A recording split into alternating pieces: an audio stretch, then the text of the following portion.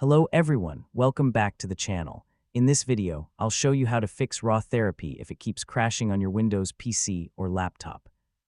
If the program closes unexpectedly while opening, editing photos, or exporting images, don't worry. There are several simple solutions you can try to solve the problem. Let's get started.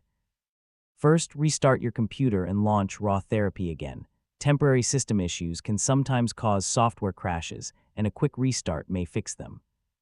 Next, make sure you're using the latest version of RawTherapee. Older versions may contain bugs that have already been fixed in newer releases. Download and install the latest version from the official RawTherapee website if you haven't updated recently.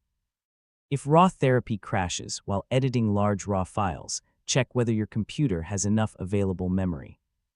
Close unnecessary programs running in the background to free up RAM and improve performance. You should also update your graphics driver.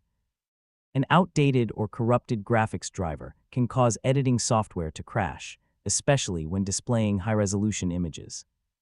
After updating the driver, restart your computer and test the program again. If the crashes continue, try resetting RawTherapee settings by removing its configuration files. Corrupted preferences can sometimes prevent the program from running properly. When you launch RawTherapee again, it will create new default settings automatically.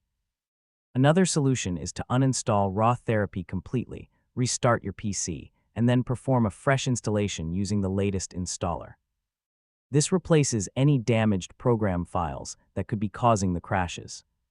Finally, make sure your Windows operating system is fully updated, since system updates often include important compatibility and stability improvements. After trying these solutions, open RawTherapee again, edit a photo, and check whether the crashing issue has been resolved. And that's it. You now know how to fix RawTherapee crashing on your Windows PC or laptop.